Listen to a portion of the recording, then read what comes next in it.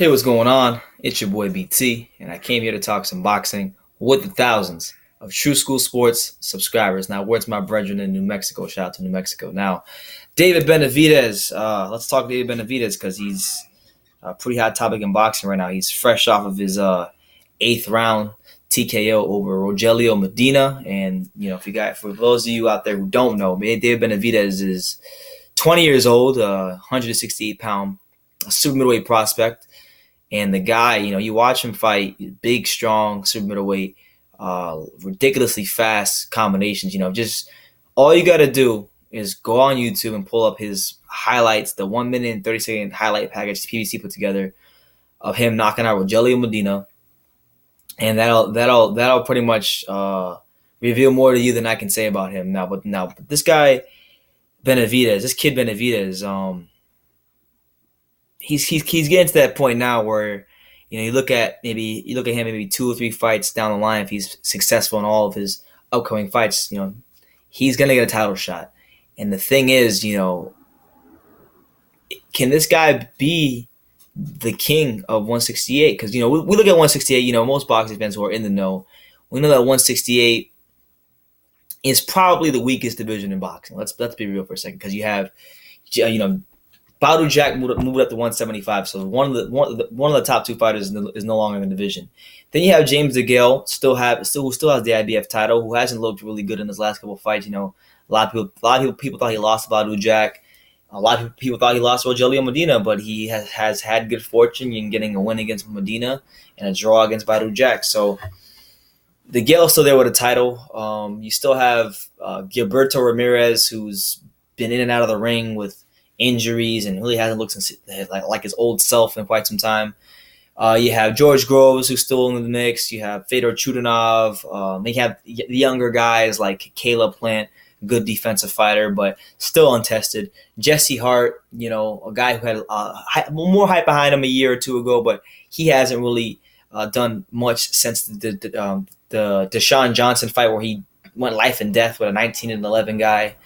So you look at the landscape of the division right now, and it's right there. It's right there for the taking for David Benavidez. And when you look at performances against Rogelio Medina, who had come into form, best form of his career. He fought James DeGale before DeGale fought Jack, and he really not only just gave James DeGale a tough fight, but he beat the brakes off of him. I thought he beat James DeGale, honestly, and they didn't give him the decision, but we know how boxing goes. So he goes into the Benavidez fight as the uncrowned IBF champion, and Benavidez just spanks him round after round after round after round, and he shows us combinations and the athleticism and his punch placement. He was really a good performance to watch. I would advise you guys to pull up the 1 minute and 30-second highlight clip of when he beat up Medina. And if the full fight ever comes out on YouTube, where you can access that in any way, let me know where, because I want to watch the full fight. I didn't get a chance to watch the full fight. But I'm making this video to pretty much say that I look at David Benavidez as potentially being, the next boogeyman at 168.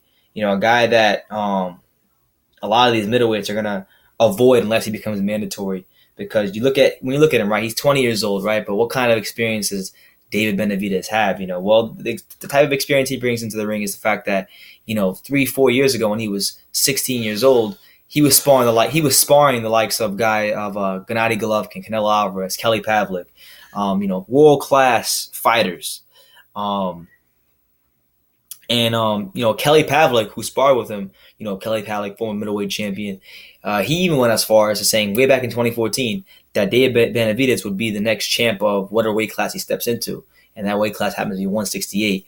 Probably the softest division in boxing right now. So with that being said, you look at David Benavidez right now. He's ranked 5th by the WBC, 4th by the WBA, and 9th by the IBF, and he's unranked by the WBO. So he's in a position where, like I said, his last fight, Medina, was not a final eliminator, but it was still a title eliminator. So he's one step closer to that. And I saw shout out to my man Boxing Truth, good channel. Go subscribe to him. He put out a video basically crying David Benavidez already, saying that he's the best super middleweight in the world.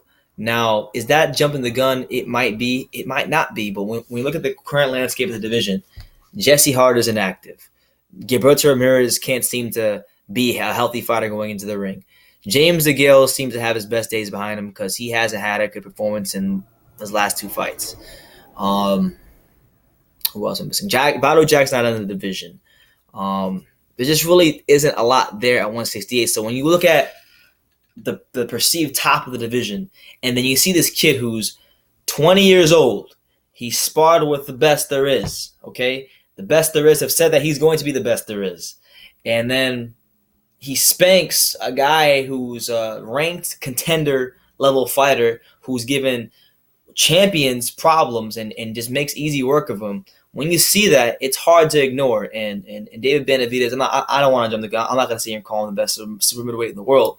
But honestly, at 20 years old, with how he just beat Rogelio Medina, with just the type of skills he does possess in the ring, with his ceiling, it's hard to see how he's not already in the top five 168 pounders. Because, like I said, the division is really in shambles right now. 168 at one point in time was arguably the deepest division in boxing when you go back to days of Andre Ward and Butte and Durrell and Calzaghe. And, it was a really rich division. But it's kind of in a dry season right now. So Dave Benavidez is in the right weight class for his young age. And he's, I'm looking forward to seeing what's next for him, man. Yeah, I've seen him fight on a couple PBC cards. I believe he fought on Lamberto Ortiz undercard. And you remember he looked good in that card as well. But this was really that first step up fight. So it's hard. You don't really judge a fighter until they had that step up fight. And he's had that step up fight against Medina, and he's passed through with flying colors. And you look at that fight. You look at his amateur experience, who he got working the ring with, and what they said about him. It's not necessarily who he got working the ring with because you can spar world champions, but world champions won't always give you the type of credit that they were giving Benavidez when he was 16, 17 years old. So I think he's in a good position. He's in the right division because there really ain't much for him there.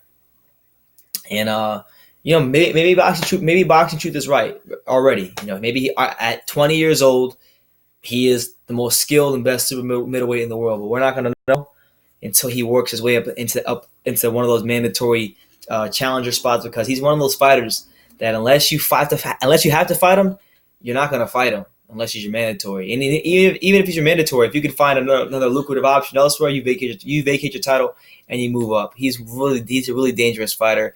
And if you guys don't know about him, well, like I said, I would really recommend you look up who this kid is because he can really fight. So shout out to David Benavidez on a great performance against Rogelio Medina. Probably, I'm going to say, as far as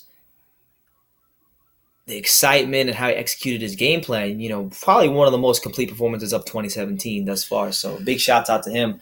Let me know what you guys think. David Benavidez, what do you guys rank him in the super middleweight division? Are there any 168 pounders that you think could beat him? If so, let me know who and why they beat him. And, leave your comments down below. Take the time to subscribe, and you can love me or you can hate me, but I'm just a kid from Dean. So until next time, take care, guys.